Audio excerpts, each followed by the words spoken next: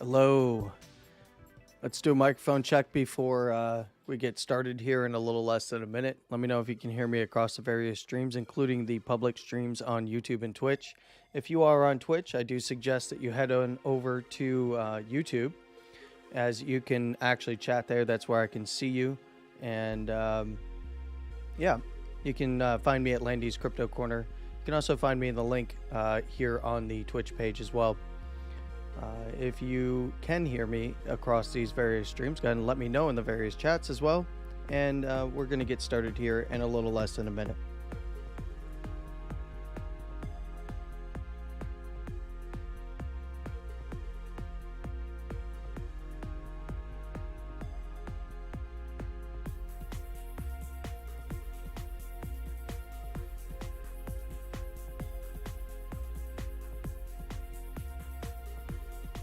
All right, excellent. So it does seem as though you can hear me across the various streams. I am directly logged into Twitch right now. How you doing, guys? So there's quite a few of you over here. If you want to move over to the YouTube side of things, or if you can, go ahead to Landy's Crypto Corner. The link is in the chat there. And we're going to be primarily watching the chat on that side of things for the public chats. And for those of you in some of the streamed in chats, to obfuscate where you're trying to log in to watch this stream. Yeah, you guys can hear me okay. Excellent. Cool. We're going to get started here. Bitcoin's making some big moves here towards the monthly. So let's go ahead and take a look at it. And then we're going to discuss some ETF stuff.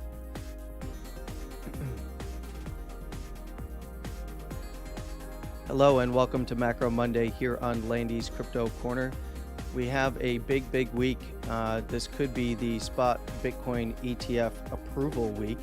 We don't know yet, but it is seeming like things are going to be heading that way, and the market may agree with this sentiment at the moment. So we're going to start off with the Bitcoin in 60 seconds chart. This is the chart that you typically see in my Bitcoin in 60 seconds shorts videos as I lose my voice, excuse me. And yeah, we can see Bitcoin is pushing to the monthly overhead. So we did see a swing of the monthly at 45.5. We saw a nice move after that down to a flush out down past the higher low. Nice close here. This is now a higher low, higher high, and a close with a higher high wick or swing if you'd like. We did get a lower low wick or swing, but we did get a higher low that's likely to be confirmed on today's candle. Any close above this area here at $45,000 or so will solidify this as a higher low. And we're already pushing to some of these upside targets, and I believe we did actually test. Yes, we did. We already tested this monthly here at around $47,000, coming in at $47,084.58. The actual monthly resistance is being a little front run there. It's only a slight bit higher at 47,110.33. Now, if this area does get broken through, I would be targeting the monthly swing high up there at around 48,240 to 48.5. Above that area, and I would be looking into the low to mid $50,000 region next. Now, if Bitcoin does subsequently come back down and we see a reclaim of this swing high here at $46,000, and then subsequently the upper second to this monthly is lost, that would be at 45,800. To the monthly there at 45.5, I would be targeting moves back to the upper first here, which is now coming in at 44,700, to the basis band and weekly here. And the basis band is coming in, well, that was already tested today, but it is coming in at 43,600, to the weekly there at 43 to 43.2 or so. Below there, we're looking to the lower first, coming in at 42,500. Down to that weekly there at 41.8, to the lower second at 41.4. Anywhere below there, and I do think, well, this would also be right around this prior higher low wick before we saw a swing down below to sweep those lows, and this swept the lows of the entire range. You know, it didn't quite sweep the 40,150 low, but swept all the closing lows. So no biggie there. If we did see that area though at 41.3, 41.4 area by the lower second on the daily dropped, then I would be looking back to this swing low, which is coming in at about 40,600, to the actual swing lows of the range at around $40,000.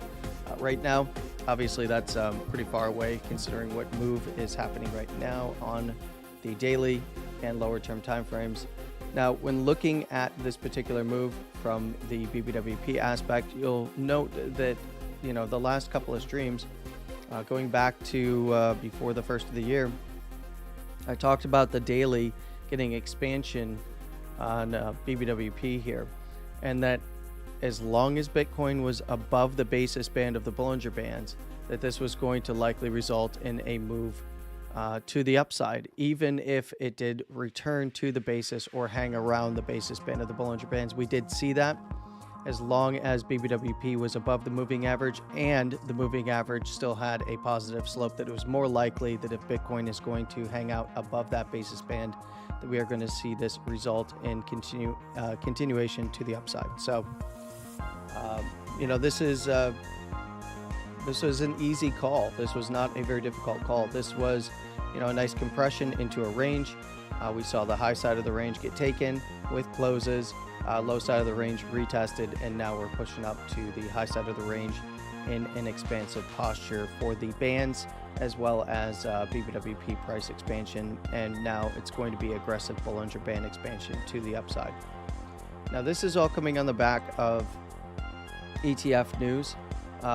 You know, we already know that, you know, all of the different forms have been filed for the ETFs, which is the S94Bs or whatever. What was the last forms that they needed to get in there? I don't quite remember what the last forms were.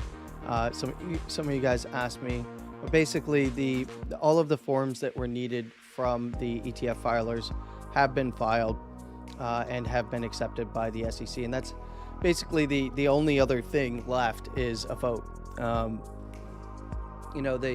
This is the actual SEC commissioner vote, so that's most likely going to be done by the 10th.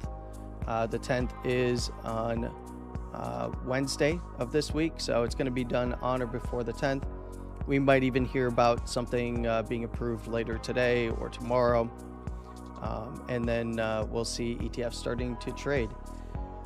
Now, the tickers for those can be found at DTCC, and we're going to hear plenty about it if and when we see a spot ETF approval. So there's only really one step. We are going to be doing some myth busting today regarding spot ETFs and what's been happening, kind of to crypto Bitcoin maxis here, as they hand wring about the possibility of what the implications are regarding these spot ETFs. Is there's a lot of just really bad takes, quite honestly, on both sides. The pro ETF side and the anti ETF side. So we'll do a little bit of myth busting on that today later on, but let's get through some price action stuff. As long as Bitcoin again is closing above the upper second, we're going to see expansion of the Bollinger Bands. We will continue to see BBWP expansion as well, which is the volatility of the bands or volatility of price within the bands and outside of those of the Bollinger Bands. In this case, we have a 79 over 59. So we've got about a 80 to 60, so about a 20% lead on that BBWP expansion over the moving average. Closes above the upper second are going to start to paint the picture that this is likely going to resolve in and around the monthlies that it's testing, and probably the swing high at 48,240 and higher. That's what this is currently pointing at. And if we look at stock momentum, we will get a momentum shift back to the upside here, and it will be slightly confirmed and likely continue with its confirmation in its upward trajectory here in the bullish control area of Stoke. Now again, this is a regular Stoke, not a Stoke RSI, so this is reading close over close price action. That pivot is at 44,152. Bitcoin trading near $47,000 right now at the big resistance at the monthly. So we do want to see this area taken out, and just to kind of give you a little bit of a visualization here, we can see, and again, reminder, we talked about this, when Bitcoin closes above the upper second standard deviation, that pretty much kicks things off for the bull run. Even if we see a high put in and we get mean reversion back to the upper first or even the basis, it's expansion has already begun. That's likely to get picked up and then move on and get continuation on the bull run here. So we do have this high here at that 45.5. Now this was the area that was the lower high that started really with the breakdown from the lows of the bull run into our bear market bottom there. Now the close, this is important that Bitcoin breaks out and closes above 45.5, because that is the closing high there, and the swing high just above is the next target at 48,240. You do have a little bit of, or Bitcoin does, not you're not Bitcoin, at least I don't think you are. This does have a little bit of resistance on a swing basis, coming in at around 50,600. Next big area is going to be 53,000. Then we're looking to the bottom side of the highs here, somewhere around 55, 56,000, maybe even 57. And then the closing highs at 58 to around 61.5. And then of course the all-time high up there at $69,000. So nothing too crazy. This is all pretty easy stuff, especially when looking at support and resistance. As long as Bitcoin's above this 38,500 low, looking very good for continuation, and even above this $35,000 low on a close for the monthly. we do see that BBWP is starting to peak back up. It kind of curled over coming into January, but with that close above the upper second, now kind of went sideways, as it is a little bit of mean reversion back to these lows. So that is what the volatility metric was reading, because it's reading it as kind of, mean reversion back to the upper first. It lags a little bit, it's still in and around those lows for volatility, but it did maintain its upside posture, and it's continuing to strengthen as Bitcoin trades above the upper second standard deviation of the Bollinger Bands on the monthly. We do see that the pivot is down there at that $38,000, so there is a bit of cushion to the downside should Bitcoin head down. Let's not forget about that 2-month. 2-month is pivoted at 27,130, and there is precedent. Did I not turn off the music? My apologies, I didn't. Let me bring the music down. You got to listen to the first part of this with music. But let's go ahead and jump back into this. Yeah, my mistake. Sorry. Thank you for letting me know. All right, so the upper first standard deviation we're looking at on the 2-month coming in at around 48,200 to 48,240. Go figure. That is the big wick high area that we should be paying attention to overhead. If we do see a 2-month closure above there, that's obviously not going to happen until the end of February. So keep that in mind. But the next big area to be looking for, above, if it does trade above between now and then, but especially close above the upper first. But if it does trade above there, the 2-month upper second standard deviation is at around 60,800. So right around the closing highs up here on the 2-month and monthly. So very good stuff. Let's go back to the daily again and just peek at it. We see that $47,000 is being taken right now, and a push up to around 47,300. So very, very nice. We finally got target hit on this move up. Next area, again, the monthly swing high. Now, we can get a bit of a bias towards some areas of interest in price. We do have the high to low here that we can pull a fib on and get some extensions from the range here. We can see that the 1272 is directly overhead at 47,635.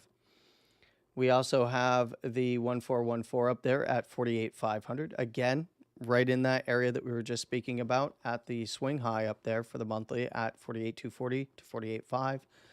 Above there, well, what did I say earlier at the very beginning?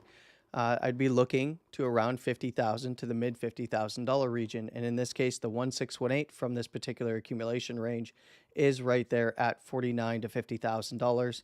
I would give it room. These areas can be swung on a wick. If we do see closures above there, though, I would start to target the 1786 to the 1888. That's the low $50,000 region. That's 51,000 to around 51 to 51.8 to 52. Above there, we're looking at the 2-spot extension at 52,800 to the 272. So big area. You'd expect some legs up above $50,000, and this is where the mid $50,000 region comes in at the 272 to the 2414. This would be a pretty darn big explosive move for volatility. Probably see, very wicky price action, especially on Mickey Mouse derivative exchanges. But in this case, $54,000 to around $56,000 up there at the 272 to 2414. Very, very, very easy stuff right here. If we look here, we saw the 618 get hit. On this current move, on the move back down, we did see a little bit of a wick through it to the daily basis band. What a beautiful, beautiful setup. Just wicking that daily basis band today and then moving up. For this particular move, we can take the low of the range to the current wick high. It's a little dicey. You want to see the candle close, but basically, as long as it's trading above the 50% of the fib, right, we can see that's coming in right at the basis band, and that is at 43,500, 43,600 almost. It's actually 43,592, and in this case, we can just take 43,600. So this is really easy stuff here as well. We get confluence there at the $50,000 region, breaking out above the monthly, taking out the swing high there. We've got another 1272 to the 1414 at about 50, 49.5 to 50,600. I got the devil's number there as well. We've got the 618 in the low $50,000 region. So we're getting confluence on the extensions all the way up. We have some important areas to hold if you're to take the entire range to the current highs. As it stands right now, if it marches up, you can march this up. You can also take the wick low of this move to the wick high if it does close and start to trade down a bit. But in this case, as long as it's above the 618 and upper first, we're going to continue to see expansion to the upside, and it will be more biased to the upside. So again, that upper first is there at 44.8, 618 is at 44.5, and that basis is perfectly lining up with that 50% fib and this current wick high of the move on a range break. So, I mean, range breaks are huge as long as it can maintain the range break, especially closing above the wick high at $46,000 and the close open structure here at around 45, so 45 to 46. If Bitcoin can maintain above there, and it can retest in lower term time frames. It can even retest on a daily, but as long as it maintains, closures above there, and above the upper first, upper second area of the Bollinger Bands, we're looking for this to get continuation to the upside. So now, I want to see who's actually in the public chats over here, because I did have some questions that people wanted me to answer. I was getting some messages earlier today on various platforms, that being X. Some of you that know me on Discord sent me some messages. There is no private or paid Discord. It's just a group of friends. I don't really hang out in any Discords at all. And then I did get some messages from some of you guys over there at the prop shop. But that's regarding stuff that I can't talk about publicly anyway, and is not relevant to this. All right, so let me go ahead and look over in the chats here. There was a few questions that I got. Okay, so there's an X post going around that let's go ahead to the 15-minute time frame while I'm looking at this nice compression to expansion. I had pointed this out elsewhere. Didn't get a chance to post it on X, but the compression on the 4-hour was beautiful. Closed above the upper second or lower second standard deviation, regained the basis, and then started to close above the upper first, upper second, kicking off expansion of the Bollinger Bands here, right past the highs. This is still rolling at 80 over 30 on BBWP. This is liftoff. This is confirmation that this is going to get continuation, at least through the next few 4-hour closures.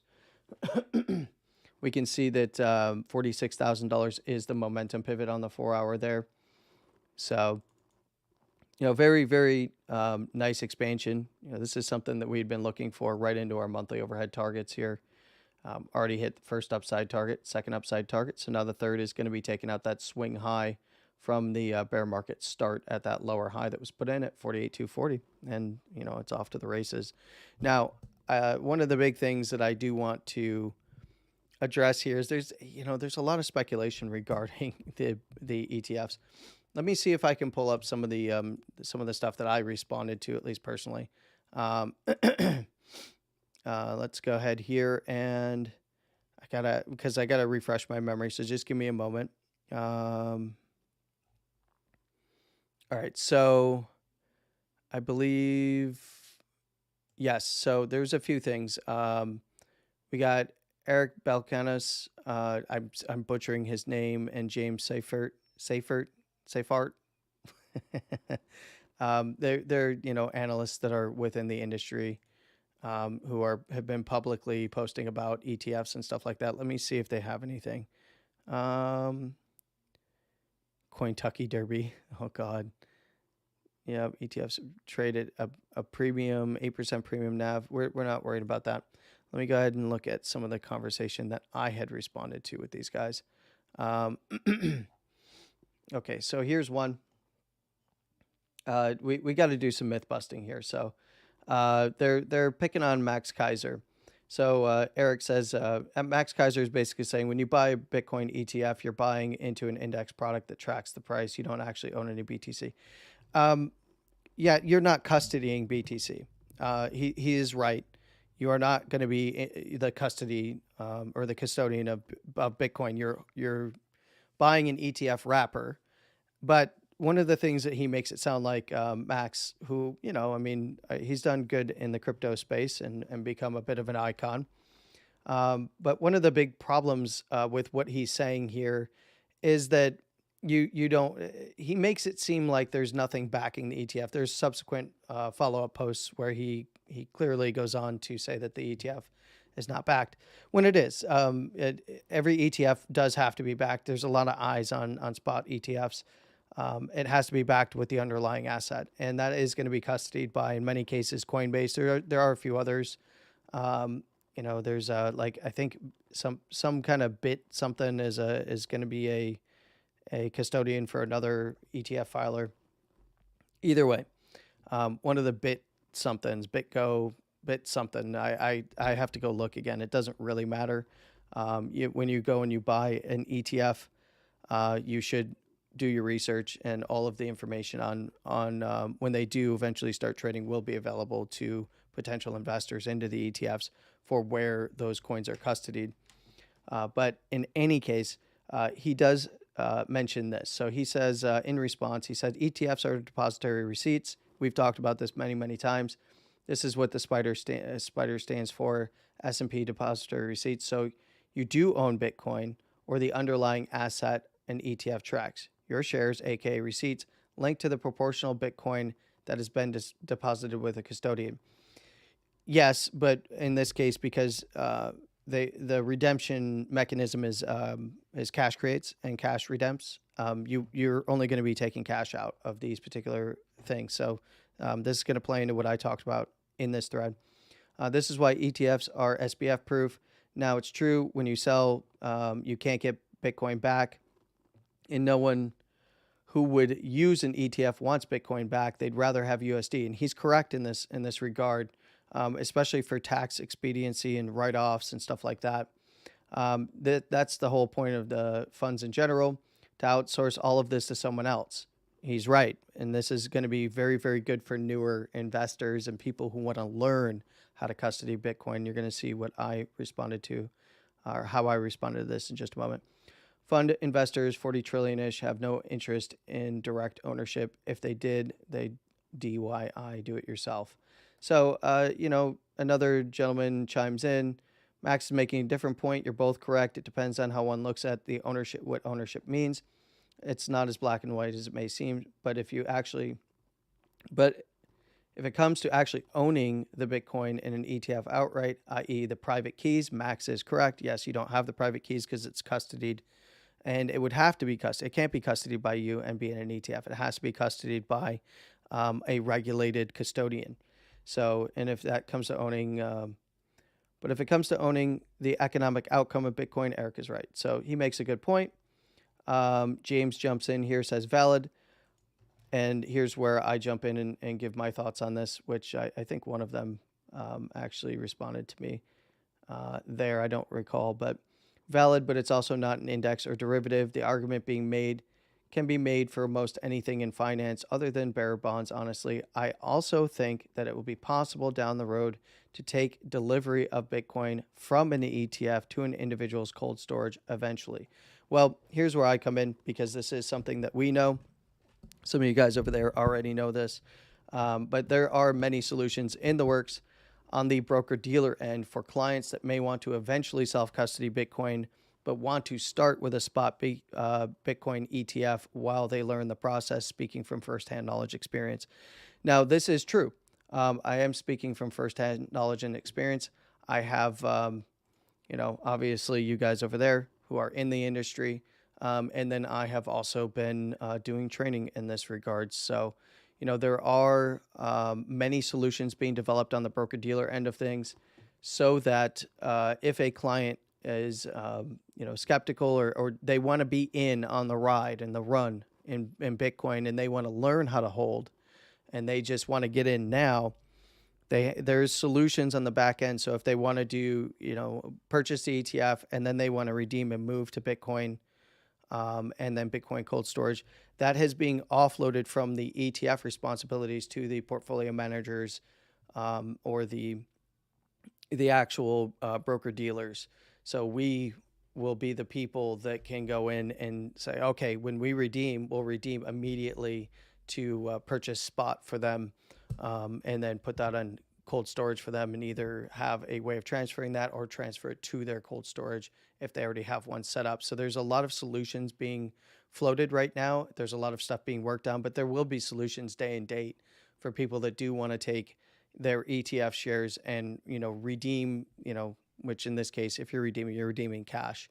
You're redeeming the cash difference, which is the same as just selling the ETF. So, and collecting the difference on your investment there, but that can be moved over into,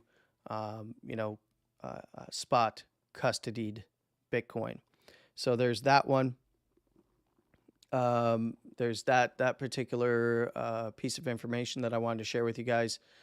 There was another bit as well before we get rolling in with more technical analysis. If you're just joining and you missed the analysis portion, I accidentally played some of my music was still playing from the pre-stream over it, but I think you could hear me just fine, right?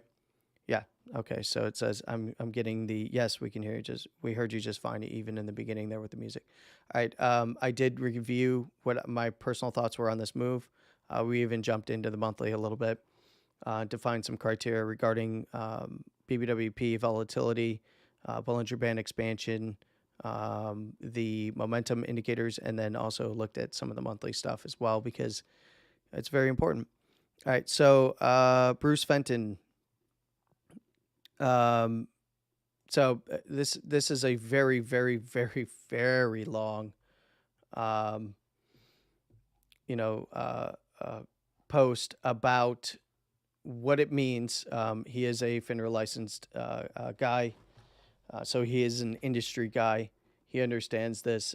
If you're not following him, you should. He's just Bruce Fenton. He is Cypherpunk, and he is also a licensed FINRA individual. So he makes a point here. I'll just read the first part here. There's a lot of talk about ETFs bringing in assets which buy up Bitcoin and raise the price. There's something much more interesting, the financial advisors. Hey, financial advisors, some of you guys are financial advisors. And some of you are floor traders, and some of you are market makers. So we have a mix here. There are over 620,000 SEC FINRA licensed investment professionals. He's one of them in the U.S. and thousands of broker dealers out there with over 1,500 registered investment advisors. He's right. So what you got to understand is how this is going to flow. I mentioned this. He goes through and really breaks down kind of how the industry works. One of the things that he misses here is something that I chimed in. So if you were to read this post, it's he basically goes through and talks about how they will change radically for several reasons and why and what's happening, and the investment will spend billions on these marketing these products and so on and so forth. And one thing that he failed to mention is something that we all know is happening right now. And I'm glad that he liked this post. I don't obviously have a big following on X or YouTube or anywhere really. So those of you that are here understand what's going on in the industry, have been either following me for a while, or if you're new, I am, pretty deeply involved in the industry, but primarily I sit at home and chart and talk trading. But in this case, I did want to follow this up with him, and he did like it because I think he knows what's going on as well. He's been hearing the rumblings, but I told him, as somebody in the industry from the trading side, specifically Series 24 and 57 FINRA licenses, I agree with his post about what's going to really happen on the back end of things and why it's so important with all the financial advisors or FAs or RIAs. In this case, something not mentioned is that many of the large investment firms with massive assets under management, which is AUM, have already been reaching out to professionals to inform and educate them about their upcoming products. Many are market makers. So the biggest the biggest thing is when I say, and maybe he picked up on this, but many of the people being brought up to speed on this side of things are your Series 24 licensed organizations. So organizations that have Series 24 licensed individuals or market makers or market maker firms, market making firms, otherwise known as broker dealers. So, there's broker dealer firms out there, prop shops, if you like. So yes, market making firms have been brought up to speed on what's going to be happening and how it's going to be happening. No, I cannot give you the details on that. Some of those details I don't even know, as I am just on the training side of things. So some of you guys over there have already heard about this stuff. You've already trained on it. You already know which products are coming and when. In terms of after approval, when they're going to be hitting the desk for liquidity reasons. So, this is one of the big things. This is a big moment in crypto. We're going to be really watching the charts. The charts are going to tell us everything we need to know. There's nothing crazy here. We've been calling for these moves, conditional moves. Beautiful move back to the weekly by the basis band. And today's move alone, 43, 200. It's 43,178. The wick low of today came in at 43,200 to a T, right at the weekly. This is why we pick out these levels. This is why they're so important. Didn't see any closes below that weekly. Regained the basis, regained the upper first, took out the highs there at 45. Once it started trading above 45, the next big area is this monthly at 45.5 to the wick high at 46K. If it takes that out, next big area is going to be the next monthly at 47. We did see a swing now above that at around 47,330. Above there, we're looking to that monthly swing high at 48,240 to 48.5, and then mid to low $50,000 region from there. So, maybe even up to like 56 and higher, we could see FOMO kick in, especially if there is a spot BTC ETF approved in the next couple of days here before the 10th. If they get to the 10th, here's the big thing for those of you that may not understand this. If they get to the 10th and it's not approved yet, then they are going to most likely push it back to the next date. That doesn't mean that they are going to take until the next approval date to actually approve. Likely what's going to happen is they're going to either deny or they're going to approve it. This is the vote this week. So, we could even start having news break while I'm doing this, whether it's for or against coming into. You don't want to be right on the day. Sometimes it is, depending on what this is a big deal. So maybe it ends up being the 10th, which is Wednesday. But if it is not the 10th and they extend, for instance, which they can still do. A lot of people are like, no, they must approve or they must deny. No, they can extend if they want. There's more dates for them to extend to. That does not mean they're going to take all the way until that date. They could literally extend and go like the rest of the week until Friday, and then maybe just tying up loose ends, helping them get listed on NASDAQ. By the way, please understand that this is going to be listed on NASDAQ. So big stuff coming up. When looking at the weekly, I do want to note another thing with the weekly, which is that the upper second standard deviation is right overhead at $49,000. We could see this area wicked into. We do have, the BWP, headed down with the moving average pointed down. So this means that, we could see a compression happening, price compression happening between the upper first and upper second. We've already seen this. Right in the upper second, drop it, and right between the upper first and upper second of the Bollinger Bands here. We could see a cool down of volatility like what we saw in traditional markets, where it just continues to push that upper second and grind its way sideways and up. Maybe, we get a nice move down to the basis and then a move right back up again thereafter. I don't think we're going to get a move down to the basis right now, which is actually coming in right at that monthly support and resistance area. It has been tested on the weekly as well. So the basis is now coming in at $35,000. Beautiful. We have talked about this for quite some time. The upper first is there at $42,000. So above there, this is more biased to head sideways and up. The lower first standard deviation is now above that higher low. Over here, this higher low is coming in at 26,521 on the wick or swing low. And the close open here was coming in at 27,200. The lower first being above there really does kind of solidify this, as this move is going to get continuation to the upside. And on any catastrophic downside moves, I would not be looking for this to pass that lower first on a close. Uh, and, it's at this point being at a major support level for the basis at $35,000. It'd be tough. It's a tough nut to crack to the downside, and this is already continuing up as it is on a cool down. So we're getting a cool down while it moves up. Again, that's where you can see volatility cool down. We start to see the bands lower standard deviations compress up as the basis chases. We did have quite a few weeks of sideways here. We should see a little bit of an uptick in volatility as Bitcoin heads towards the weekly upper second, but it's more about week over week, watching those lower standard deviations of the Bollinger Bands really move up and then get a compression at a much higher price level.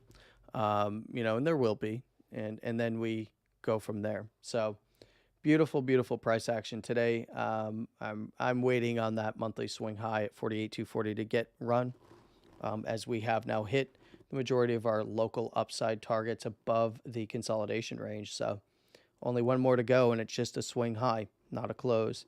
Closes are a little bit more important, in my opinion, than the swing highs. But if you don't pass a close on if you don't pass a closing resistance or support, in this case, we need to see a close above the monthly close at 47,110 to then start looking at that swing. And then you need to see a close above the swing. So to prove that price can move above the actual swing and get continuation to the next areas of interest. Exciting times, guys and gals.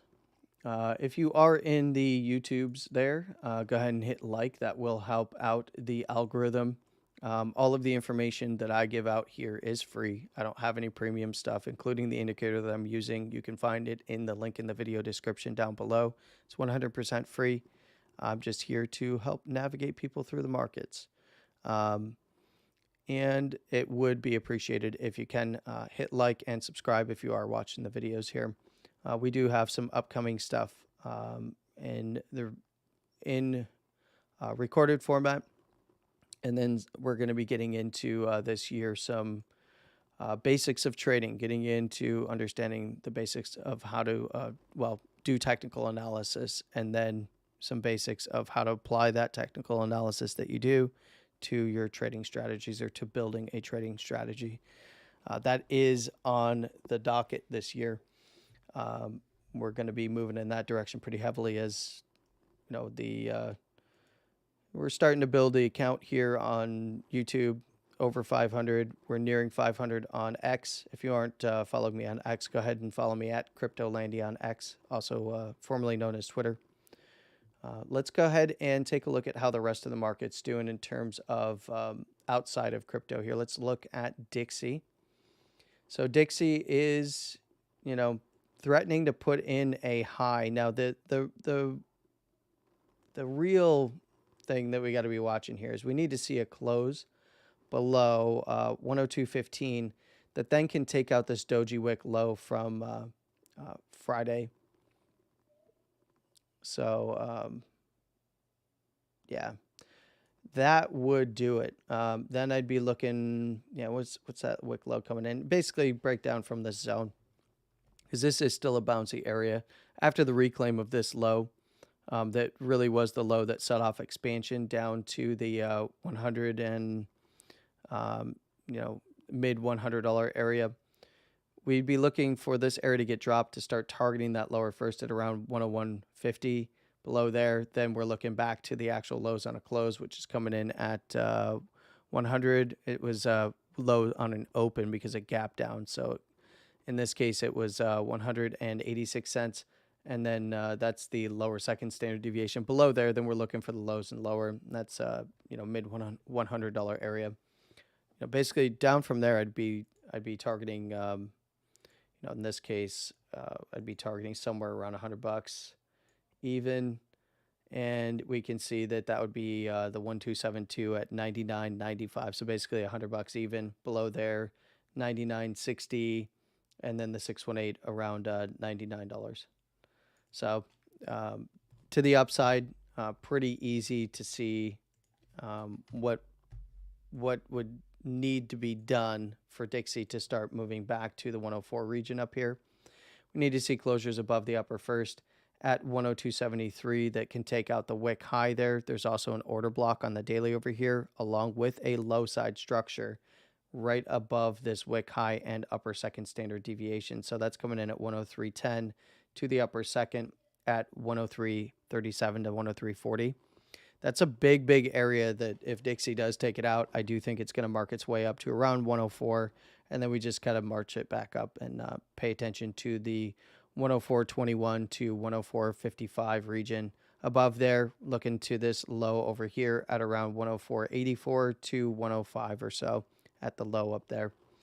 If it does start regaining its footing, I would watch out, as the weekly would be setting anywhere above any closes above 102.60, and it would set a low on a close. We already have a swing low to a swing high.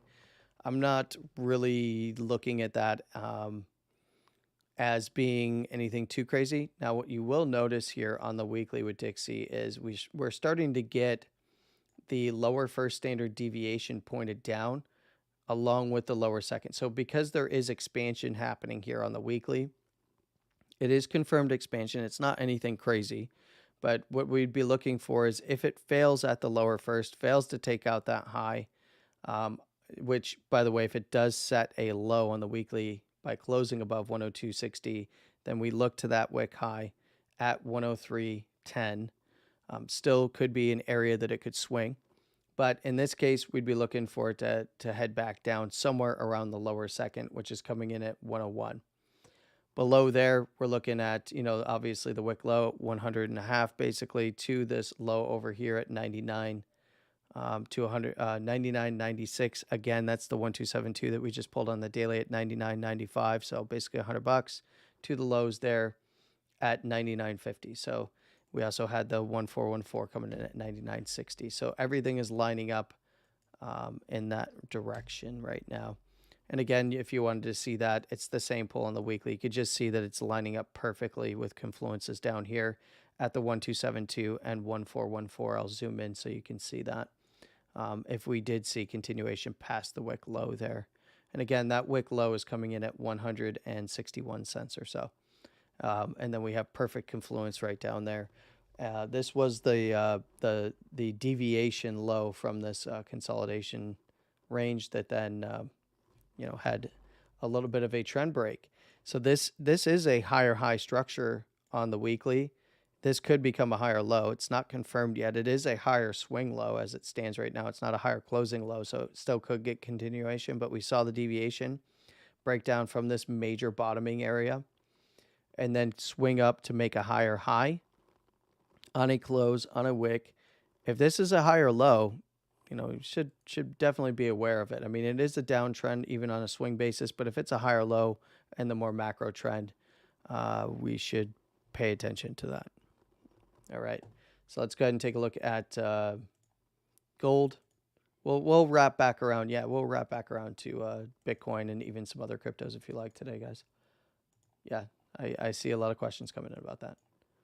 Yes, I will. All right, so daily, lower first standard deviation tap right into those weeklies there at 2016. This was our downside target, recall, from the last time that we spoke about gold. We see compression on the daily of the Bollinger Bands right around the supports here. Lower first coming in at 2022 to that support there at 2016. If that is dropped, then we're looking down to the lower second coming in at $2,000. Below there, we're looking down to the lower third area. Again, this is that big area at 1980 to around 1965. We need to see that area held. A nice low came in here right off of this prior low. We need to see that area hold up to avoid watching gold head all the way back down, likely to the mid 1900s and possibly even the low 1900s again. If it can regain the basis here on the daily, which is coming in at $2,043, then we would be looking right back to this doji high by the upper first, which is coming in at $2,065. Above there, we're looking to the upper second and the highs up here around $2,080. If it can break out above there, then we're looking to fill out this wick somewhere in the 2100 to 2150 area.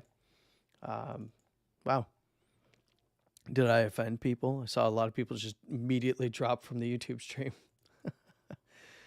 Like, I'm here for the Bitcoin only, and then jump off stream.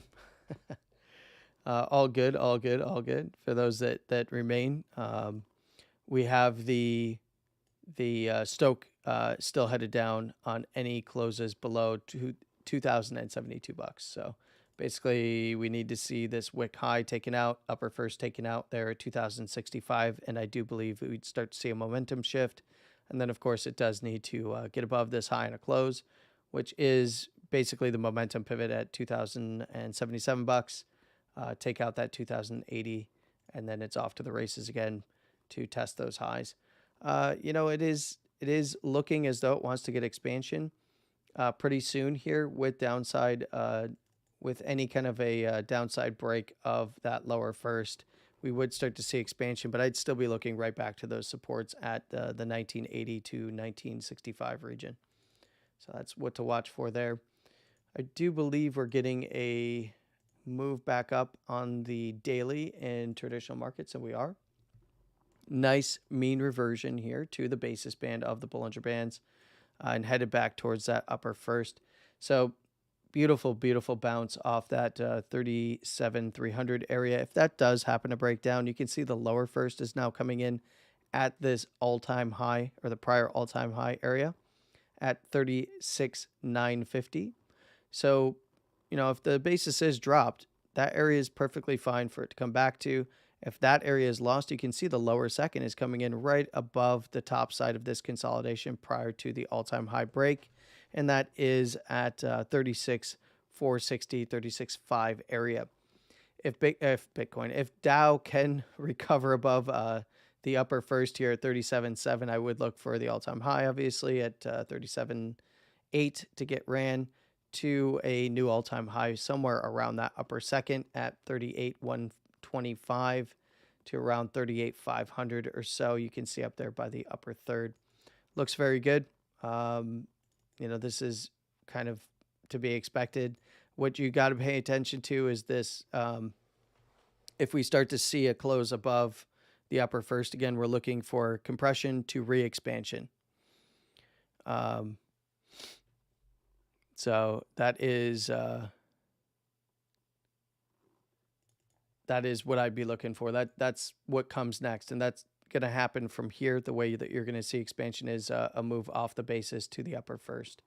Above the upper first, then you're going to see expansion back to the upper second. You're going to see these bands start to split again. Probably looking for a run to somewhere around 39 to 40 over time on Dow.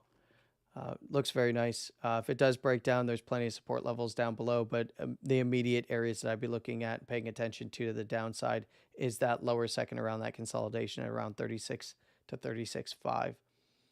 We've got a nice low being set here with a possible close coming in here today. We will have to watch this coming into close, but a nice strong mean reversion, lower low, but mean reversion back to where? Basis to lower first, bounce off the basis, lost it, and then got a nice reversal off of that area. So you can see on an expansion, after an expansion, getting that mean reversion, I typically, you mean revert back to the basis.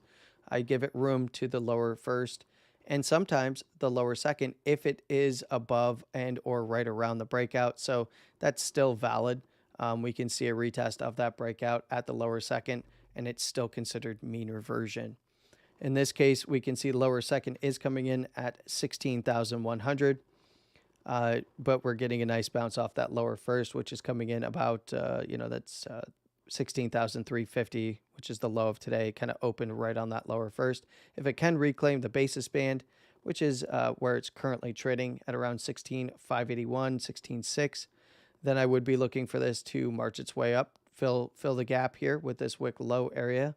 At this wick low area, I should say, So anywhere between 16,667 to this 16, and I would give it to the upper first, actually 16,800 to 820 or so, which is the bottom side of the current structure for the all-time high.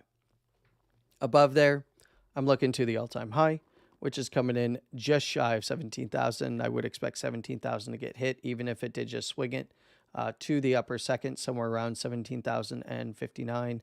Then we're looking 17, 2 to 5 area above there if we start to see expansion past that area. And that's where we could get a nice little, look at the current move up.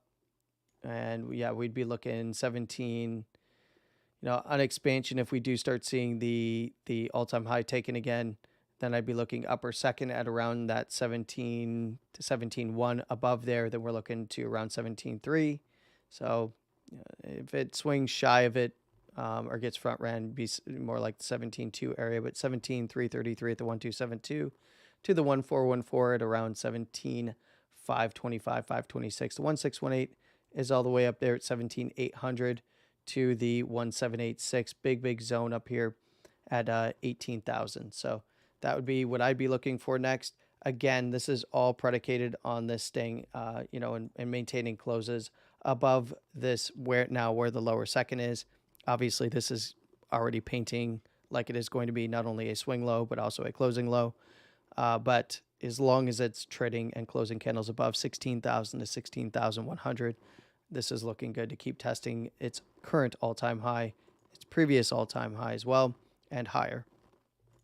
Looks beautiful, quite honestly. 18,000 or 16,000, 16,876 is the momentum pivot there. It's coming in shy. We're likely to start seeing this turn after this low being put in, if it does get continuation above the basis band in tomorrow's price action, and of course, if it can close above there today. All right, so let's look at SPY, and then we'll wrap back around to look at the chats here. SPY, beautiful low as well, doing exactly what NASDAQ is doing. We still have not seen an all-time high breach on SPY. But again, expansion, mean reversion, back to the basis, lower first is perfectly fine. Didn't tap on the lower first, but swung the basis. Looking at a 3-candle low structure on a close and a swing low being put in.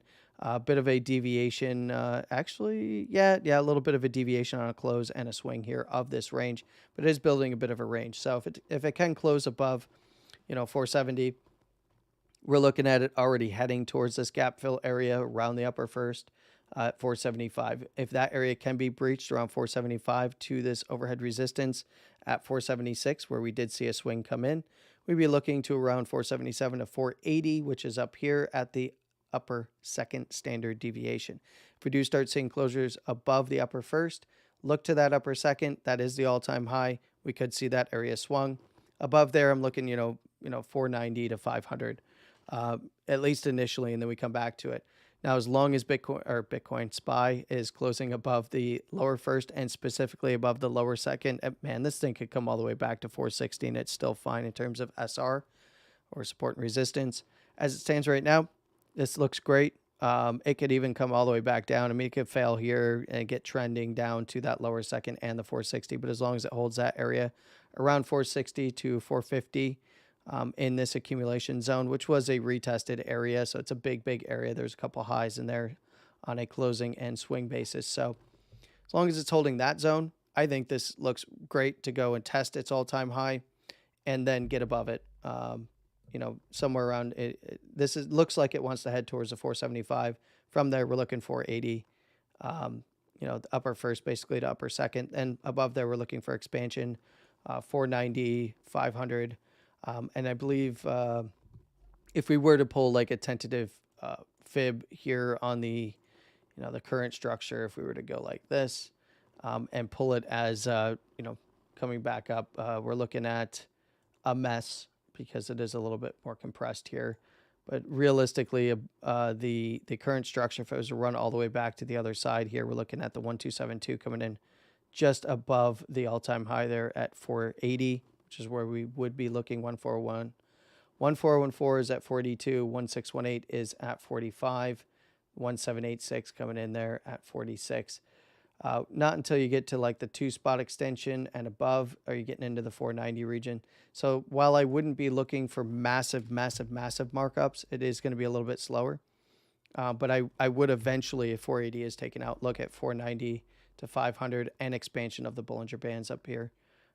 The daily is looking for a potential momentum shift on any close today above 476.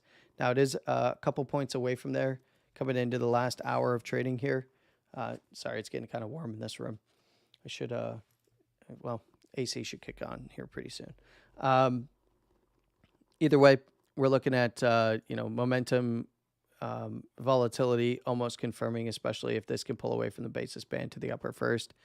And then we'll start to see Bollinger Band expansion on closures above the upper first, upper second area, and or lower first, lower second. But in this case, it is trading towards that upper first, upper second zone at the highs there. Now, I do expect SPY to also make an all-time high, as we did see Dow and NASDAQ already do so, and even pull back and then get continuation in Dow's case and SPY and NASDAQ's case. So let's go back to Bitcoin. Let's turn the music back on, rather, as I peruse the chats here and answer questions. All right. Yeah, I know. Let's go ahead and get this back on. Cover for some of the silence while I look through the chats here. All right. Let me adjust this microphone here. Yeah, go ahead and like the video if you are enjoying the analysis. All right, so Solomon, excuse me, it's hard for me to read that name from over here, but says, what's the deal with Bitcoin's ETF? I think I answered that earlier. He asked this earlier as well. How you doing, buddy? How you doing, Baba? No name, how you doing? Cheryl, how's it going? Sam is here. Sam Al. Nice to see you, bud. We've also got Ivan in the chat here. I know there's quite a few others in the chat as well, so if you want to come on in here and chat with us, you're more than welcome to. Just go ahead and hit subscribe up there, and you can come on down and chat with us. So I did discuss my thoughts on the ETF. It's final stages, everything's filed. It's more about the vote. Everything's in. There are a few other, odds and ends from some other filers that are coming in as of today, but it's not, this is the, everything is wrapped. Now it's the vote. That's all there is, and they got to do it by the 10th. The SEC does. So the commission will vote. The commissioners will vote, and then go from there.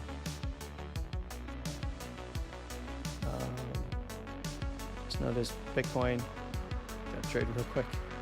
Yes, it's a new yearly high after last year's yearly high.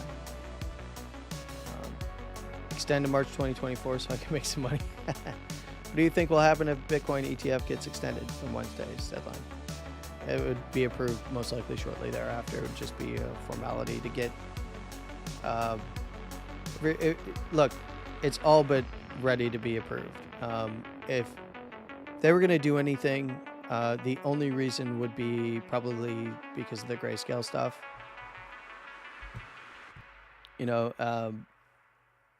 And they got a court order they're under as well. So I mean, but it would just be to kind of get some of the late people in.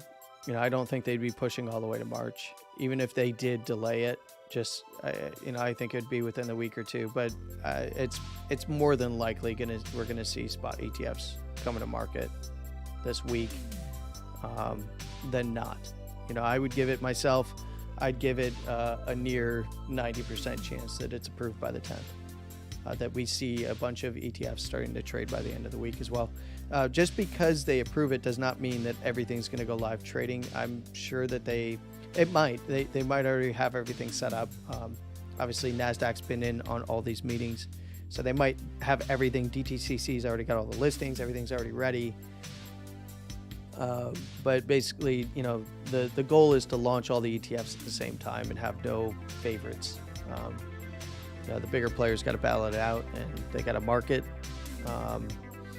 Look, I mean, for those of you guys that work in the prop shop over there, like we've seen and heard from every single major player in the game about their ETF. Like, everybody is already making contacts with liquidity providers and portfolio managers, and yeah, FAs are already being educated. So yeah, these guys are agreeing over here. Yes, every single one of these guys is already, and it's been very structured as well. Like, they have full-on training for people who do not.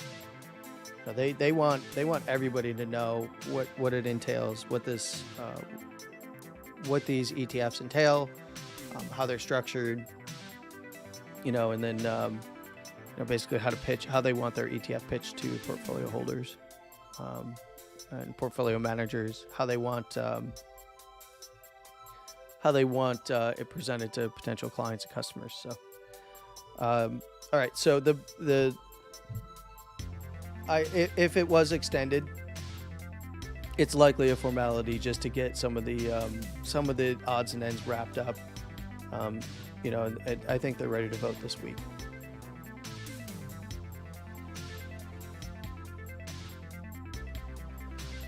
Let me just take a drink of my coffee here real quick. I was listening to someone yesterday. He kept saying that the Bollinger Bands are thick.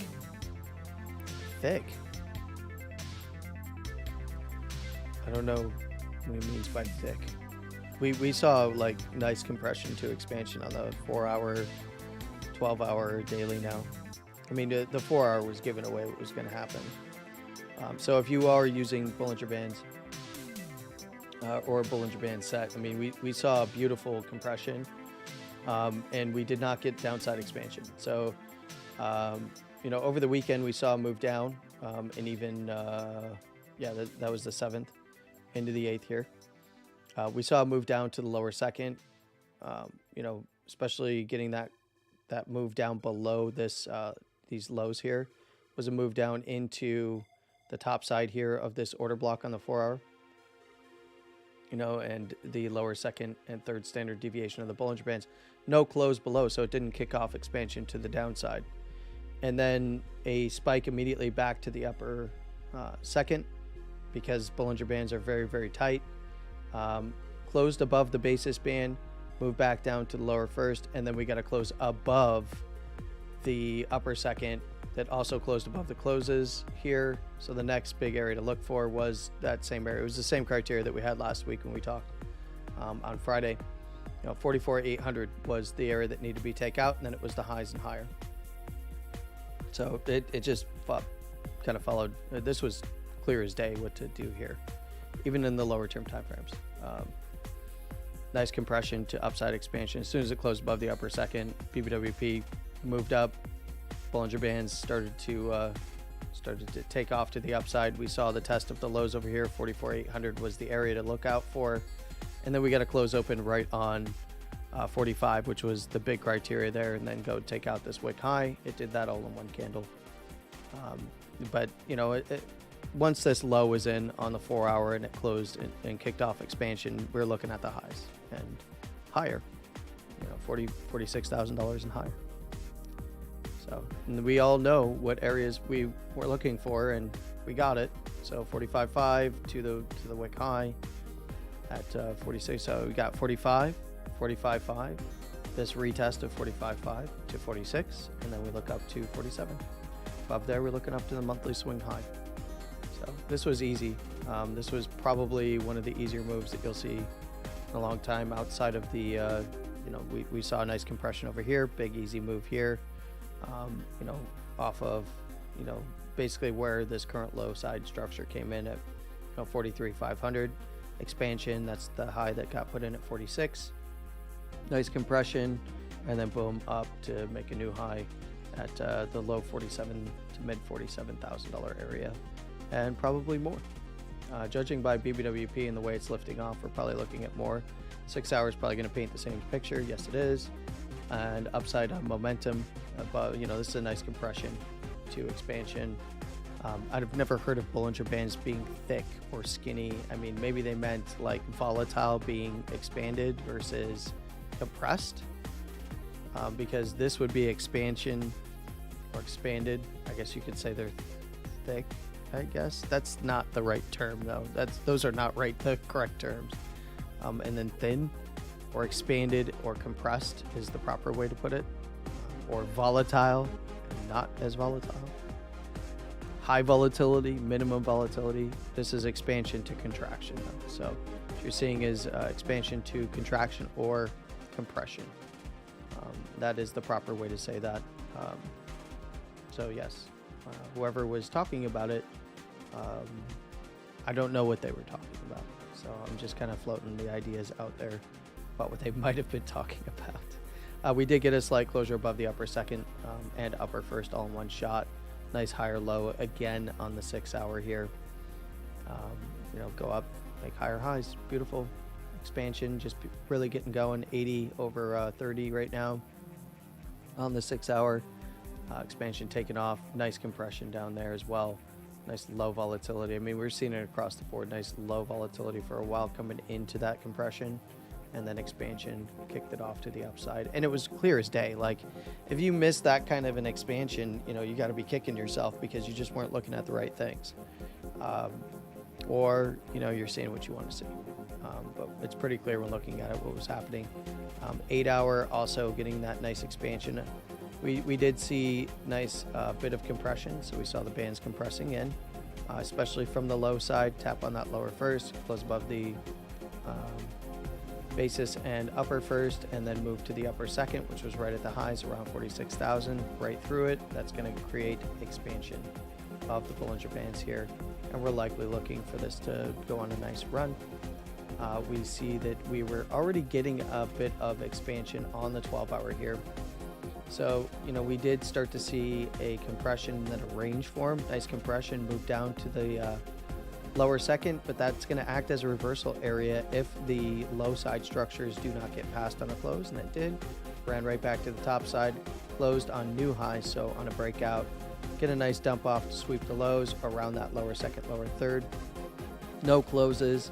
In fact, very next candle after the dump off, regain the basis band, go sideways above it, regain the in the last 12 hour close, which was yesterday's close, I believe. Or no, this was today's first. No, that was yesterday's close. So that was Sunday into Monday's close, regaining that upper first, giving us that upper second as a viable target at $45,000 to $46,000 at the high. And now it is above. Beautiful, beautiful, beautiful stuff. We do see that volatility is likely to confirm at close today, provided Bitcoin closes at 12 hour above the upper second standard deviation. We're looking at the same thing on the daily, obviously. We're already in the expansion phase for volatility of price action. We already saw that kick off back here with the close above the upper second. We saw no closes below the lower first or lower second. We just saw closes above the upper second, and then boom, up after holding around that basis on a close. Beautiful sweep of the lows, flush out all that excess liquidity or leverage in this case. Now, if we go over here and we look at open interest, the other thing I noted that was kind of a dead giveaway of what was going on here. I don't like this song that's playing in the background. Let me change it in a second. It's just like annoying. I don't know, maybe chill wave driving will cheer me up a bit. If we look at the open interest here for the range, we had made note that open interest spiked the area at around 31.8, which was our key area from a while back.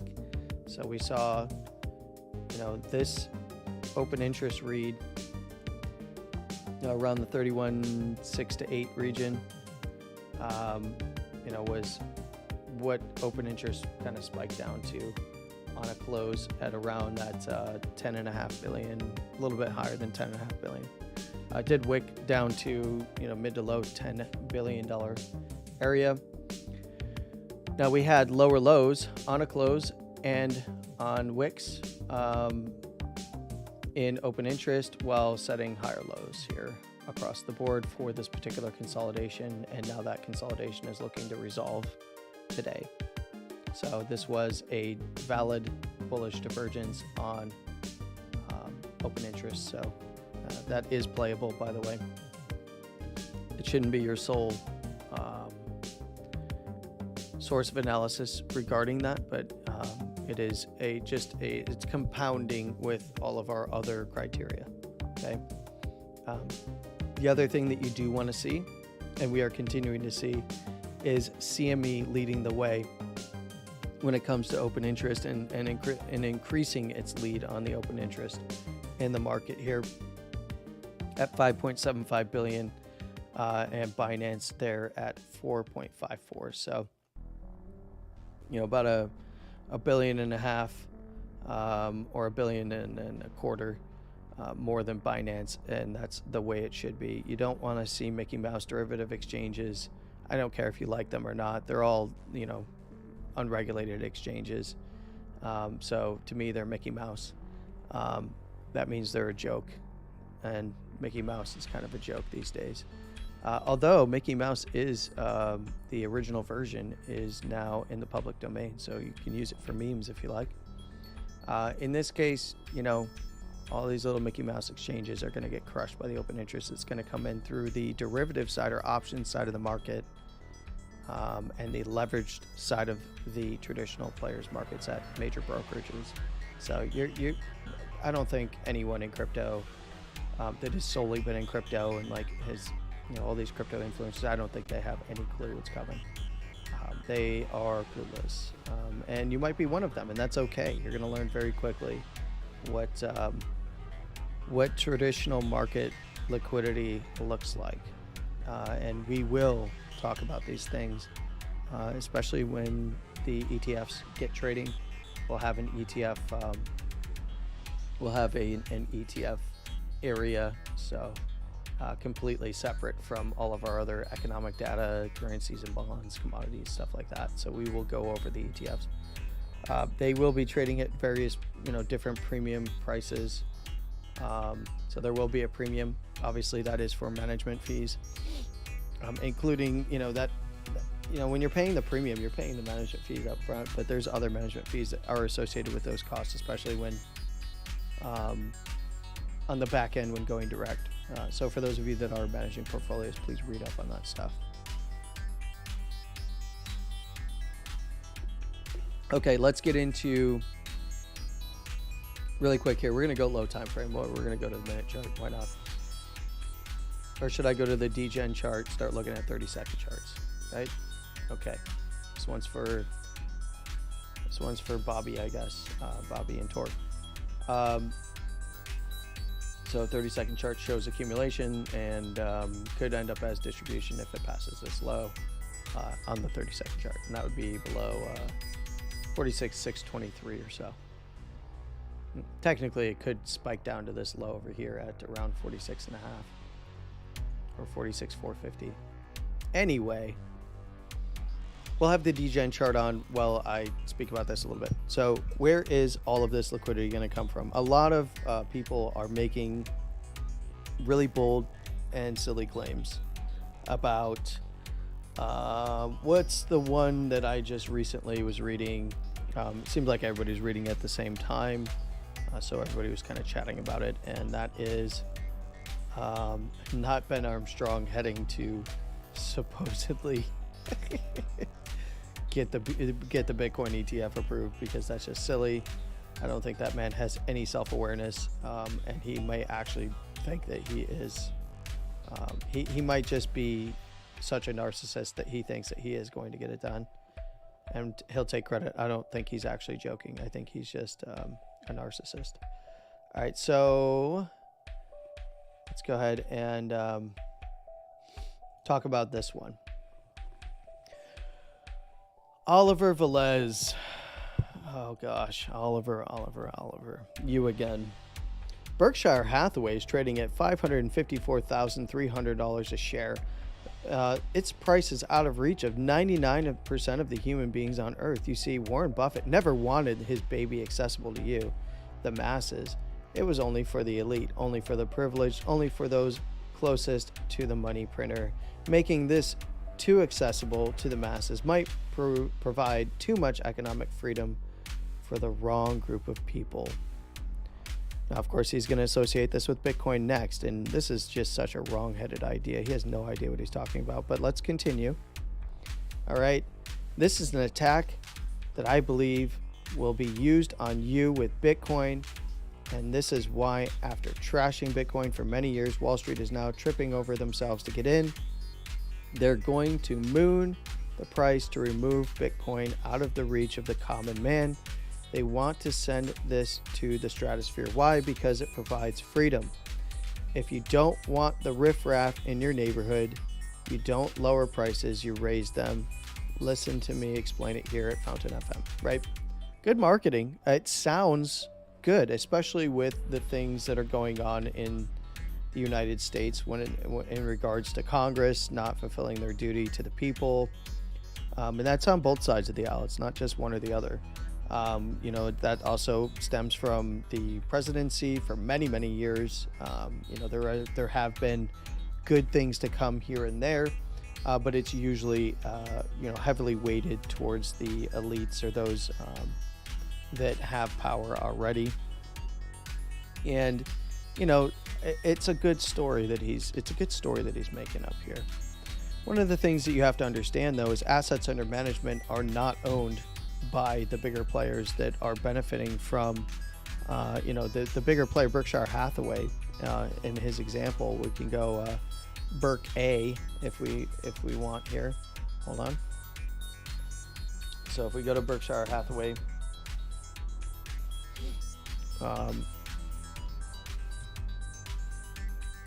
and we're not going to go to B, which, by the way, he's also failing to tell you that there is an A and a B.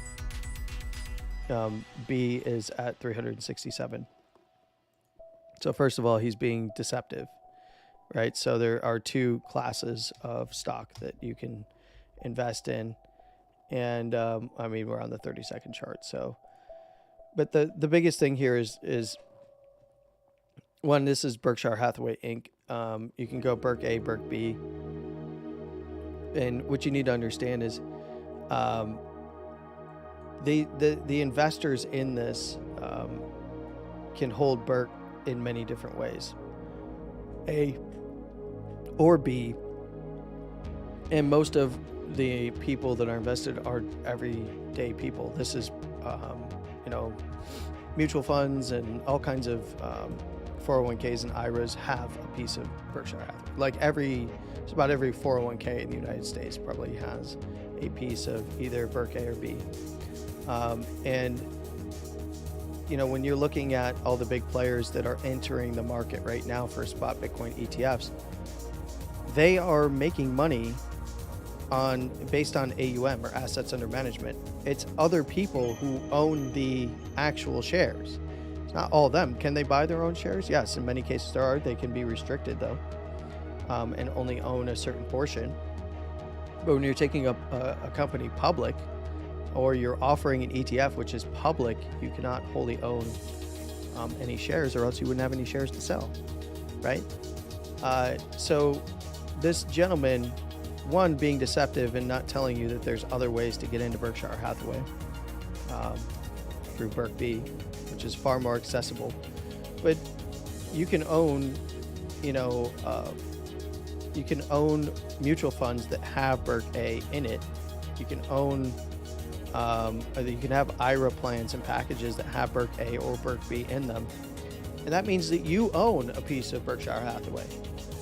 It's not just the elite that own it. If you're working for a company that has any portfolio manager worth a shit, who's running or at least a company that is working with your company, that is, if you're working for a company, and you can even do this if you have your own business, you can partner with financial advisors and firms and brokers that then, or broker dealers even, that offer products and packages for the 401k. and IRA plans. And you can also, all of them are going to have some sort of Berkshire Hathaway in them, especially these days. So look, like, this is one of the most deceptive things, is using Berkay as the example, which is like, it's pricing you out, as if there's not another way to get in and own Berkshire Hathaway stocks. All right. It's also not telling you that the reason why it's 554,300 is because of how many portfolios it's been in and how many portfolios it's rolled into, like across the 401k market, across the IRA market. So this idea that he has that somehow they're going to be able to price you out of Bitcoin. Well, I mean, if they're going to price us out of Bitcoin, they're also going to price themselves out of Bitcoin, because it's going to take an ever increasing amount of fiat to then keep Bitcoin away from the masses. And the only way to do that is to sell your ETF, which means that you do not own the rights to the underlying asset. That means that the people who are buying the ETF shares own the rights to the underlying asset. Now, it is cash in, cash out right now, but there's going to be many, if we're riding the wave in fiat up, you can cash out and have your portfolio manager buy you custody BTC and get it transferred out. In fact, there's rails being set up right now at BlackRock, at Fidelity, and all these other places. Many of these brokers already offer crypto spot for sale that you can then take to your own into your own custody.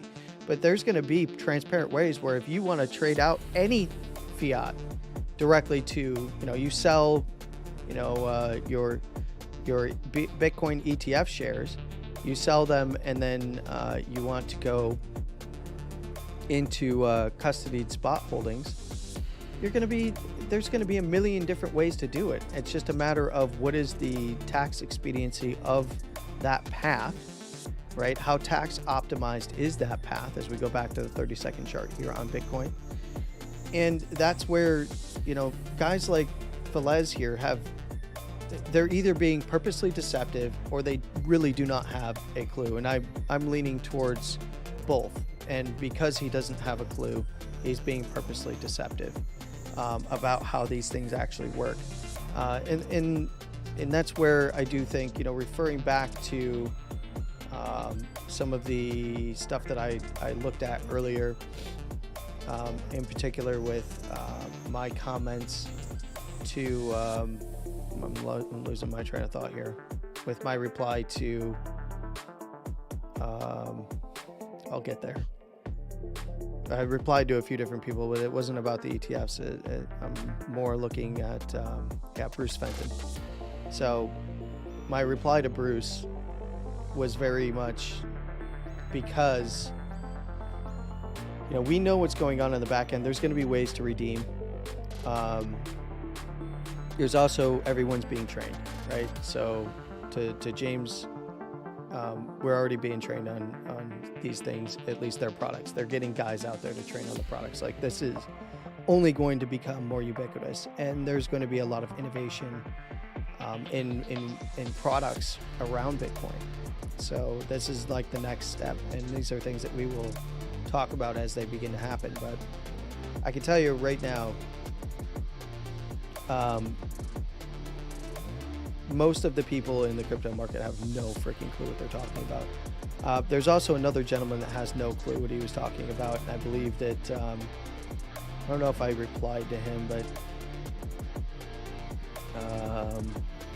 he's a freaking clown. That would be this gentleman here. John Reed Stark. Bitcoin spot ETF, say it ain't so, Gary. For crypto, there's no inherent value, no cash flow. There's no yield, no employees, no management. There's no balance sheet, no product, no service, no history of operations, no analytical valuations. He's just talking about crypto in general, but if he's speaking about Bitcoin ETF, this is all a pro. This is why people desire it, because it is a proof of work protocol that literally takes physical energy and turns that into monetary value.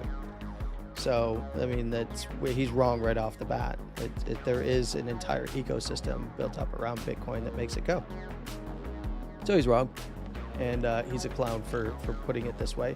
He's always been a clown. So don't think it's just crypto. Don't think it's just, Bitcoin or your favorite altcoin that he's shitting on that, you're like, this guy has no clue what he's talking. He has made his career on being a moron, and somehow he's gotten a following, even when it comes to stocks. So he goes on and on and on about the cataclysm of a Bitcoin spot ETF. He's fudding it to the max. Look, when you read through this stuff, first of all, he's often citing himself and his friends around him that have no, in crypto market, whales can manipulate the prices through large buy and sell orders. Like that doesn't happen in traditional markets. Oh, well, now we have a spot Bitcoin ETF that's regulated, and the liquidity there is going to far outweigh any liquidity that anyone on the outside of the traditional markets can come up with anyway. So market makers can easily stabilize price wherever the hell they need to in relation to what is either inflowing or outflowing for crypto on this, in particular Bitcoin. It is not the whale grift and criminal chicanery, like the criminals prefer fiat and they prefer the US dollar all around the world by and large. This is not a good argument. He makes a terrible argument. And he continues to make terrible arguments all the way through. And then does his best to FUD it up as well as he can. This guy is a clown. He has been a clown in traditional markets. He's been a clown. So don't think that it's like he just hates crypto and no, this guy is rarely right about anything. But he makes his money off of clout and traditional media connections. And he's not even that big or that good. And of course, you can see in his profile that he's a former SEC official. And he is just riding that wave. And most likely, he has friends that help give him insider information on all kinds of stuff so he can make money with and publicly push an agenda. Why is he doing that? If you're ever in the market for consulting, this is not the guy you go to. He will get you wrecked very quickly. Probably quicker than Kramer, although I have a theory about Kramer as we hit $47,000 Bitcoin here. My theory about Kramer is that he's actually been trying to help retail for many, many years. By being so wrong, he was hoping that people would catch on, that you just all you got to do is it's easy. Take the opposite side of what I'm telling you. I really do think that he's got it out for the little guy, or not. He doesn't have it out for the little guy, rather, except people who don't catch on, because he has been so wrong about so much that it's purposeful at this point. He's not trying to pump exit liquidity in. That's not what that show is for. Maybe he is really just trying to help out the little guy by saying, hint, hint. My track record is every time I say something is bad, it ends up being good. Every time something is good, it ends up being bad, is my way of telling you just take the opposite side of the trade. And maybe he has been trying to pass insider information to the public in that way. Although all you need to do is have a little bit of charting skill and you can figure these things out anyway. So that is my theory on Kramer. That's why inverse Kramer works so well. It hasn't not worked. I mean, even the other day when he said you can't kill Bitcoin, I mean, that was the massive move down to sweep the lows. And it's like, oh, he knows what's coming. Cool. Right? So, yeah. Hi, Don. Good to see you, my friend. All right. I just assume they can get it from the miners. Sure, go ahead and let me know what you were referring to. What can they get from the miners? If you're talking about for clients, yes, there's plenty of OTC desks. So if you want to trade out of your ETF and you would rather go into actual custody Bitcoin, there are plenty of solutions being implemented. So that being the broker dealer, prop shop, whatever, can go right to an OTC desk and actually sell your shares into custody BTC. Like that way you don't lose. Yeah, and there's plenty of OTC desks that operate in conjunction with miners. There's also outside OTC desk companies that help facilitate those transactions. So there's solutions being built around that custody piece. What you're going to start seeing is, 401ks, IRAs are going to be loading up on a portfolio percentage is going to be going into these Bitcoin ETFs. And what you're also going to see is state and local municipalities start to pick up the Bitcoin ETF because it is tax expedient. And then they can also hold hybrid. So basically, you can have local, state municipalities and state and local municipalities holding that already do hold spot Bitcoin, supplement that with an ETF, because an ETF actually gives you leverage because you can loan against or borrow against that ETF without having to. You don't have to put your collateral directly up. It is still your collateral, right? But like if you want cold storage Bitcoin and your city is holding or municipality is holding cold storage Bitcoin, now you need to put out bonds. You need to do other things. You can put up collateral in very, very many ways. You can get bids in very many ways, utilizing that side of things because it is backed by, an actual asset. It gives you a lot of flexibility for what's on the books, but a lot of it is going to be through bringing in bonds and taxes that they can then run this hybrid approach of holding ETFs for cash, right? So if they do want to redeem, they get cash, and then they can also move over to their spot holdings if they ever need to. But I can tell you right now that my city has been advised to hold spot and hold it for a very long time, and there will be other solutions that will come along if they ever wanted to leverage against their physical holdings and physically custody coins. If they do want to supplement in the short term for bonds, then they can supplement on the other side, taking the opposite side of the trade for the bonds being put out there. So yeah, if you're not familiar with how state and local municipalities work in the United States in terms of funding and liquidity and taxes and bonds and issuance and all that different stuff to actually get things done, then I suggest you get involved locally. So yeah, there's a lot of cool stuff coming up. And Bobby, you are hello. Pump those bags is right. Yeah. Okay, we can begin now that Bobby is here. I'm already on the 30-second chart. We're wrapped, bud. But if you want to listen to my thoughts, I give them a few times throughout the stream, so you will have to go through and pick out my thoughts on them. Kind of the beginning of the stream, after giving my opinion on what's going on with Bitcoin, I give my thoughts there, and then after I wrapped up the analysis through traditional markets, we moved on to talk about some of the nonsense being put out by hyperbolic people.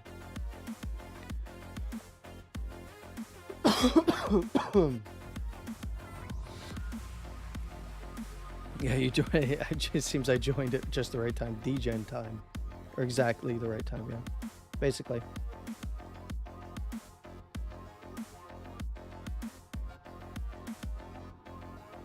I also pointed out in the lower term time frames how easy this move was to catch, especially. Oh, look at that, nice 4-hour. Especially coming off the compression that did not close below the lower second. Here, coming into a nice compression on the 4-hour, which then resolved and closed above the upper second, kicking off expansion to the highs and higher. It was an easy move to get in on. And BBWP remains high, so I do expect this to continue through the daily as well. Easy peasy.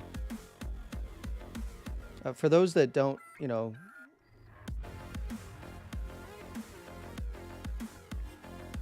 it sooner. Wish I'd seen it sooner. Look, like, if you're not recognizing these moves, I mean, you got to start looking for the right things, and it comes down to support and resistance, as the primary thing after trend. So you got your trend, your support and resistance, and then the volatility is going to confirm when trend is continuing or reversing to then go and break through an area of resistance like it did in this case, or supports if it does head to the downside or did head to the downside. But what we ended up seeing was easily this was a dead simple move to catch. Just like the move prior, that 4-hour kicked off expansion after testing the lower second. First it had expanded the Bollinger Bands to the downside through closures, came back, retested bearishly here at the upper first, and then held the lower second, and then started to close above the upper second. We get expansion. You got trend reversal there. Got higher low solidified, takes out this lower high over here. Now we got trend solidified. It breaks through an area of resistance on expansion, indicating that we were going to go to new highs, right, at 46,000. That was a dead simple move to catch to the upside. And, in the lower term timeframes, it was already being painted as expansion to the upside in any case anyway. And in this case, we saw nice, beautiful compression of the Bollinger Bands, close above the upper second, kicking off expansion, indicating it was going to go test those highs that we talked about on Friday. And then past them, to the support and resistance areas that we talked about. Now we're trading around that monthly and likely gonna go tag that swing high and higher. Mid to low $50,000 regions to begin with, and then on from there. If it does breach and start closing above aggressively that monthly swing high at 48,240, 48.5 region, then we are likely looking at somewhere around the $50,000 region. Maybe it gets front ran a little bit to the mid $50,000 region. Easy peasy. None of this trading has been difficult, which is why I haven't been providing as many updates as I probably should. For those of you that are newer, I was grinding very hard the entire bear market with videos and updates and short videos and just nothing for nothing. It did grow my audience to about 500 people, but in the grand scheme of things, I'm a nobody. But I worked my butt off for those that stayed here and paid attention.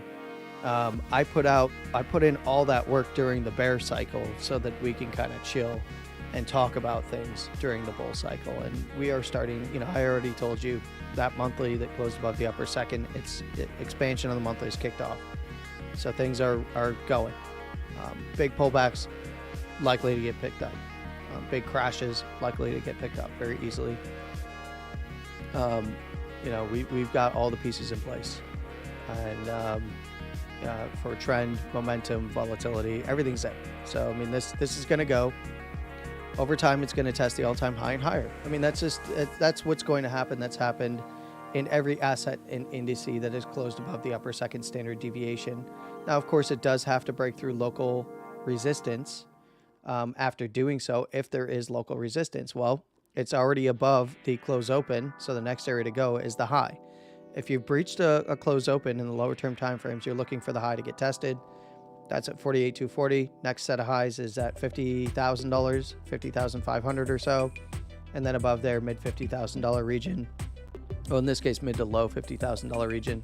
At that $53,000 area, there's the wick lows coming in at just above there, 53,300, and then the close opens coming in here at around the mid $50,000, deeper $50,000 region at the all-time highs. And once you start getting there, things could pull back. Things could pull back after swinging this high here.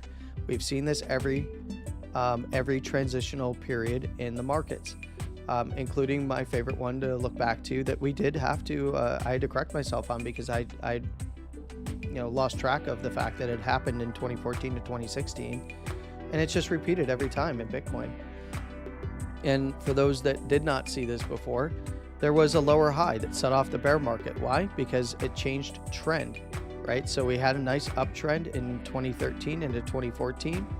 We get this nice higher low set. Did not pass this wick though. Put in a lower high. Was confirmed on a close here in September of 2014. Next candle then breaches the higher low swing. Thus, lower high. Lower lows are only possible from there. That's your bear trend. Nice double bottom. And then what happens? We come up on the bull run in 2016. We swing the lower high of the bear market, come back down, find support around the upper first, and then on to new highs. Well, we saw the same thing happen again in 2019. 2019's lower high, first lower high of the bear market, was here. We had the bear market bottom, we had the lower high, we had a higher low on a swing and a close over here in comparison to the bear market bottom. So after swinging this lower high, you see that it starts to swing it on a closing basis, and then it starts to breach it on a closing basis at the swing, and then off to the races after it tests the all-time high. Then it's up and away. So we're seeing the same thing. We could definitely see that occur again, but this lower high is not really what we're looking for.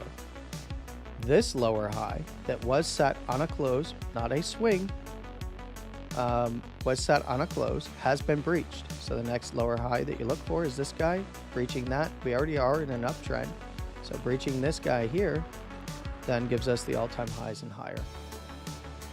If it gets swung, it gets swung. It's likely to get picked up, and trend on the monthly continues, especially after expansion. As I mentioned, coming into the final quarter of 2023, the final quarter, we were like, hey, upper first, upper second's likely.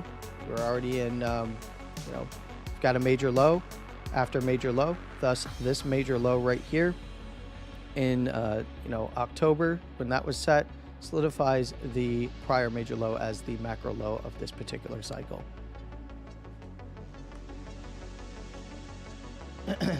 So I would argue there's one of two paths. This was the lower high of the bear market that was forming trend. So we had a no lower high here. We had a lower high swing. We had a lower high 3-candle structure right here. That has been breached. We run to the bear market start lower high. We could swing it, or we could just impulse through it. Okay? That's what you need to understand about the macro scale.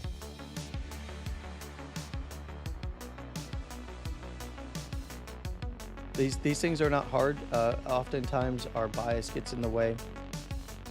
What we want to see happen gets in the way of our thinking in many cases, and that's where you got to push that stuff aside and look at the data that is being presented. Nice sell-off off of 47,200 there on the 30-second chart here, but only right back down to around the $47,000 monthly. So keep swinging that monthly overhead.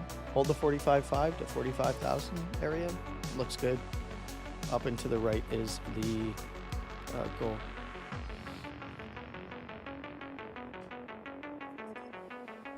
But what about the narrative? Yeah, what about the narrative that ETFs are going to mark the top? They've marked the top in every other thing, or every other. Look, it might mark a local high. You might see some FOMO swing this bear market lower high, like we did in 16, like we did in 19, making that lower high, because there was no real lower high. There was lower high swings, but no lower high 3-candle closes, as I just pointed out less than a minute ago on the chart here. But it's not something that you can bank on when looking at the technicals. Is the possibility there from a technical point of view? Yes. Is it then going to be all down from there? I highly doubt it, especially after expansion has begun to kick off on the monthly. Yep. All right.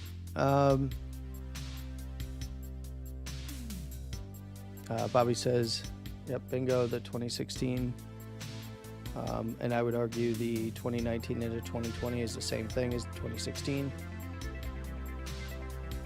Because it was just lower high in 2019. And it was a lower high close, lower high swing. That was your bear market lower high. After, and then it went and held the lower lows, put in a major low in 2020 that solidified the 2018 as a macro low, and then off to the races. Break that lower high of the bear market, break the all-time high, and then on to new highs. Yep. So look, this is bull expansion. That does not mean that things cannot head to the downside. Yes, 2016 is also when what? Institutions started getting involved in Bitcoin pretty heavily. Altcoins started to appear. And very quickly, startups forming around altcoins, and crypto was buzzing. And it was because of Bitcoin. Yes, there was well-established alts before that, but nothing compared to the 2016 into 2017 timeframe in that regard. And it's because of institutional adoption, institutional traditional market investment into companies that were working in the crypto space. So there you have it. Pretty easy peasy. None of this is as difficult as people make it seem. It's just that people like to argue. People like to live in their bias, live their best life in their bias. Meanwhile, we look at charts and we can catch all the moves to the upside and the downside and make money doing so, whether that's making fiat or making, more of the coin that you are interested in this case, Bitcoin, for me. And yes, I do trade and hold alts. I did a lot of work during the bear market to get myself in position, and it's all gravy now. Put the work in, streamed throughout the entire bear market, into the transition here, which is still transitioning. And, it's kind of hands off at this point. There's lots of trades to be had, so still trading, but it's not as intense of a period of time until we see, probably a local high put in on the monthly, and then we come back to things.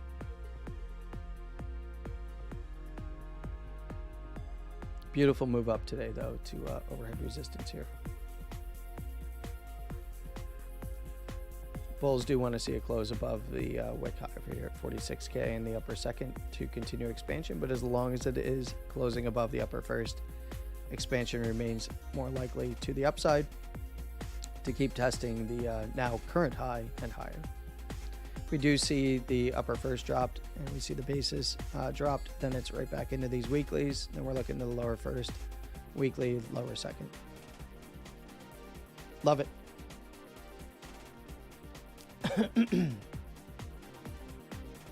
Yeah, again, if I see a lot of people coming and going in the public chats here. If you do enjoy the stream here, find any of the information that I'm presenting here helpful. All the information I give out is free. I don't have any paid stuff. I don't have any paid groups. No paid indicators or anything like that. So if you want to support and learn, go ahead and subscribe. Also, liking the video helps as well. That will push it to new audiences.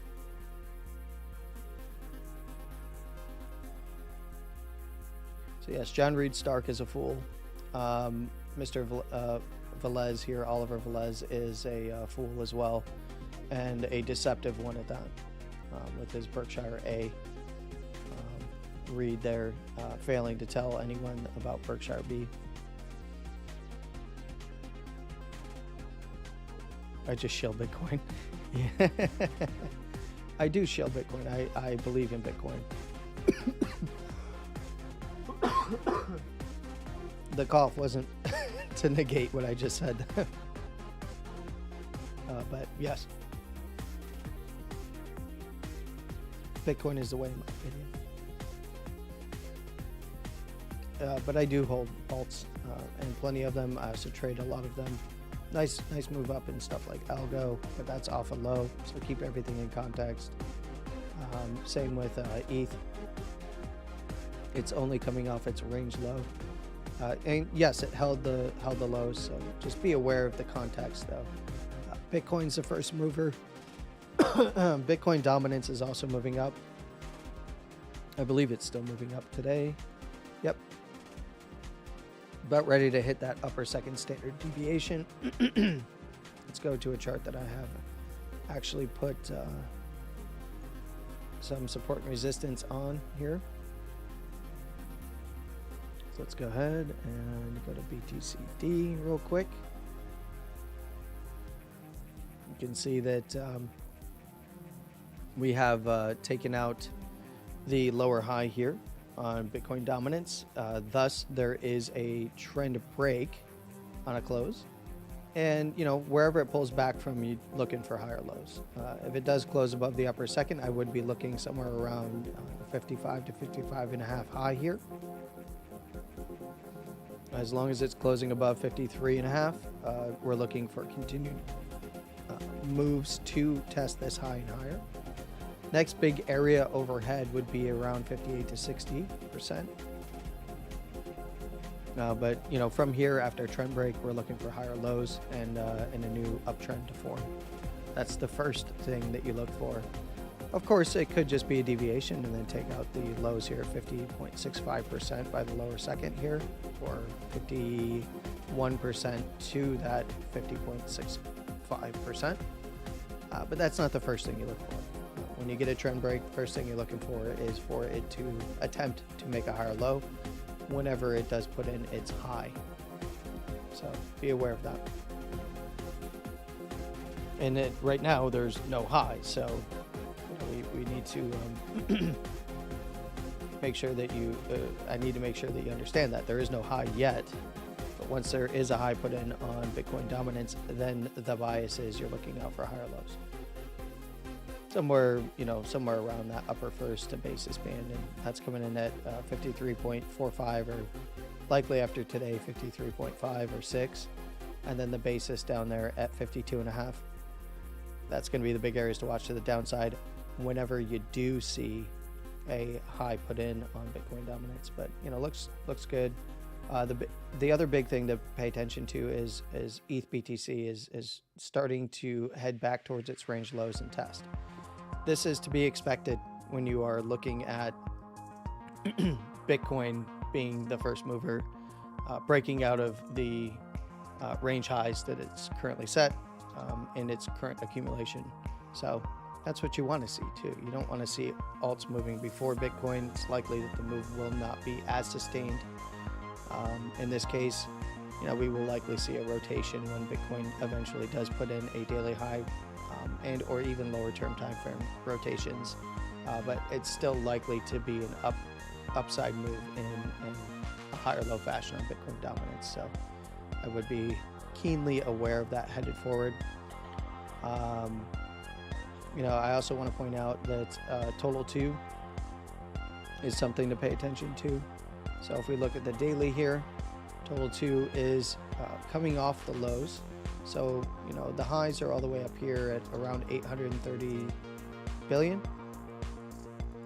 And we do see that the potential turn here is going to come on any closes above 768 billion. It is trading right around that area in terms of momentum. But I do think it's going to stay ranged. If it does start to break out, you're likely to see, in terms of US dollar and Bitcoin, you're likely to see Bitcoin continue its upside move, and then alts following along in US dollar terms, thus also breaking out the total 2 chart and accumulation that it's been in. Nice spike of the lows back here and sweep of the lows here in this range around 700 billion. So low of 699. Now the weekly is something that I would pay attention to right up against this resistance. 807 billion would bullishly reset momentum down there. we do see that, you know, the possible move to around that 830 billion is still preserved as long as the weekly is closing above the upper first. If it is lost, you're going to see this drop. That does not mean that Bitcoin is going to drop, but you know, just be aware of it. Bitcoin total with total market cap added, with Bitcoin added back in, you know, it is headed for total market cap high here, somewhere around the $1.8 trillion at the upper second if it does maintain this upper first, and the Doji Wick low at 1.5 trillion. Base of support be running somewhere around this basis at 1.3 trillion to the prior highs down here at 1.2425 trillion. Is the move extended? Yes. On the weekly for Bitcoin it is as well. But remember, we're looking at higher term time frame moves that are really coming off of deep low side areas, you know, momentum off the $27,000 pivot down here for the 2 month.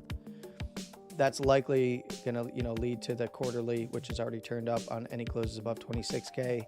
Likely to see volatility expansion. You know, that quarterly close that we talked about recently with the close above the upper first gives the upper second as the likely area of interest, and that's coming in at, you know, the deep $50,000 region at 50,800. If we do see that before quarter close, if Bitcoin continues to push that area, it's likely to be around the close up and up here at $60,000, $58,000 to $60,000. It's currently directly in line with the quarterly closing highs. If we see that area break out, it's all-time high and higher. And you can take that into account in lower term timeframes as well.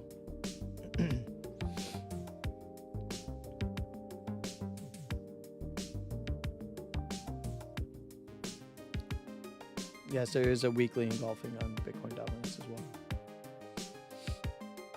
Yeah, with the wick low, probably mentioned the weekly here. It's not really. Oh, that's Bitcoin USD. Sorry, I did not click on Bitcoin dominance. It's not really a weekly engulfing. This is a weekly low set and a very strong one at that. So, you know, it basically closed right on the wick high there at 53.94, 54%. So this was coming in at a high of 53.94, and the close came in at 53.95, and now it's moving back up to test the actual high close to the wick high at, you know, 55.25, 26%, somewhere around there. 55 to 55.25. So yeah.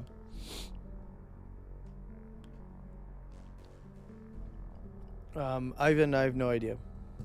I don't have any thoughts on the FEMX token. It does not have enough history for me to give you thoughts on it either. I happen to know quite a bit about FEMX. I don't think it's worth even looking at their token just yet. If you're accumulating or getting rewards for it, great. I suggest you hang on to them and wait for the bull run to really get ratcheted up, all-time highs to break, and you're probably going to make good money in it. Not financial advice, but when it has a little bit more history to be charted, I will chart it for you. At the moment, it does not have enough for me to really have any interest in trying to chart it. Back to the DGen chart, as we see a little bit of an accumulation range around the highs here, but you know, maybe momentum will reset as long as it can maintain some of these low side structures. Again, about 46,650 to this little 30-second order block that got spiked into at 46,450, 460 area. Basically, as long as it's staying above the previous wick high. You're welcome, Bubba. Says thank you for your help and support. No problem, bud. Yeah.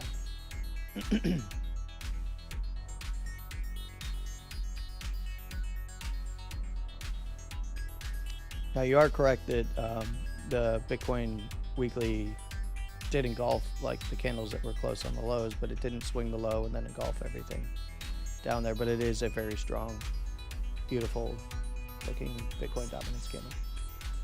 And look, as I mentioned earlier, there's only one thing left to do regarding Bitcoin ETFs, and that is, a vote, and that needs to come before the 10th, or on the 10th, by the 10th, I should say. And they got calendar day to do it, so it's just wrapping up odds and ends, and then they're going to vote. If for some reason they did extend to March, what I will tell you is that is not a big deal. They'll probably likely get things done, and it would just be procedural stuff that they need to wrap up in the back end. So an extension to March doesn't mean that they don't approve well before then, or even this week. We'll find out. We'll find out this week. So I think that about wraps it, right, guys? Anybody have any questions, comments? I'll give you a second to catch up there.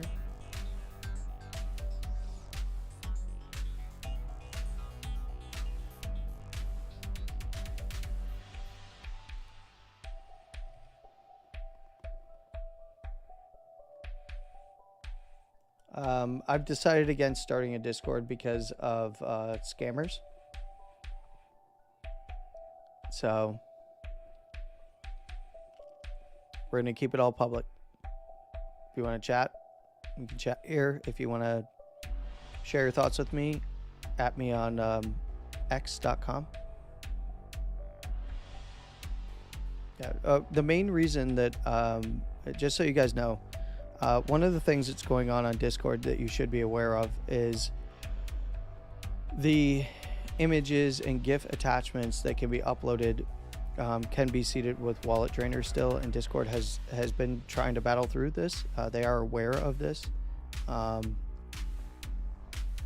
if you want to be able to share charts, I want you to share charts and be confident that if you click on a chart, that it is not injecting any malicious code into your local machine. That is something that is quietly been happening behind the scenes, and it is a way to exploit and sim swap and all kinds of stuff based on user profile information that you've entered into your Discord. So I'd rather not open up a Discord and have that happen to anyone that joined, as I would be opening up a public Discord that's not paid, so it's not gated in any way. And that will eventually come. There are fixes in the works. And I've contacted Discord and linked them to some linked some stuff to their security team as well. And there will be checks and balances in any Discord when it is launched, but as it stands right now, it's kind of in a holding pattern. So that will remain that way until we can solve that one problem, and then go from there.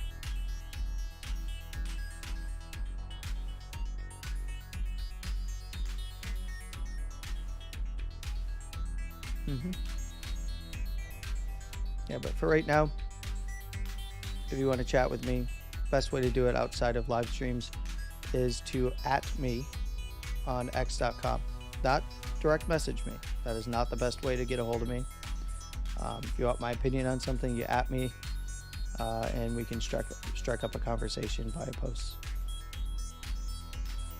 And if you are going to share charts with me, explain your chart and your thesis behind what it is that you are doing. Don't just share with me a chart that is random drawings and they go, what do you think?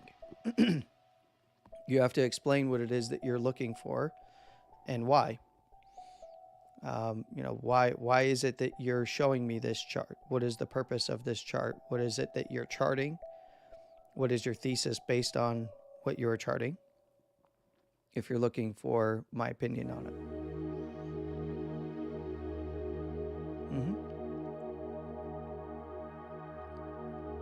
Cool.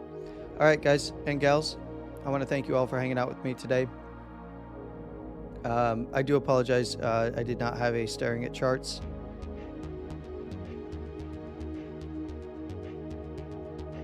I apologize for nothing coming up over the weekend. There wasn't really much happening until today anyway. But for those of you that do know, I take care of my son who's disabled. And this weekend, there was a combination of that. And there was a football game last night where my Buffalo Bills clinched the AFC East Division title. So that ran a little late, and then the celebration afterwards ran a little late. So I was actually going to do a video afterwards, but I got a little too busy celebrating. Hopefully that won't be a short-lived celebration. They do play the Steelers next week. So if you are interested in American football, AFC is very interesting, especially because of all of the different matchups with former coaches and former players playing former teams and all that stuff, with the exception of the Bills there, who are just going to play not too much history with the Steelers, but there's a lot of interesting storylines, as some people say in that sphere. The script writers drew it up correctly there, with the Bills snagging that number 2 seed. They had the chance they wouldn't even make it yesterday until the Titans won. Thank you, Derrick Henry. Holy shit. Gave them the cushion, and then they went and took the number 2 seed from the Dolphins there. That was kind of bonkers. But yeah. Anyway, you all have a wonderful morning, afternoon, and evening, no matter where you are in the world. Please trade safe, and of course, as always, stay safe. There will be a staring at charts 10-minute to 15-minute video coming up between now and our next stream on Wednesday, especially probably an emergency one if we do see Spot ETF approval. So I will definitely update you, even if there already is a pre-recorded video up for you. All right, take care. Much love, and I will talk at you all again very, very soon. And then, of course, I will be speaking with you live again on Wednesday this week. So with all of that being said, well, 90 out.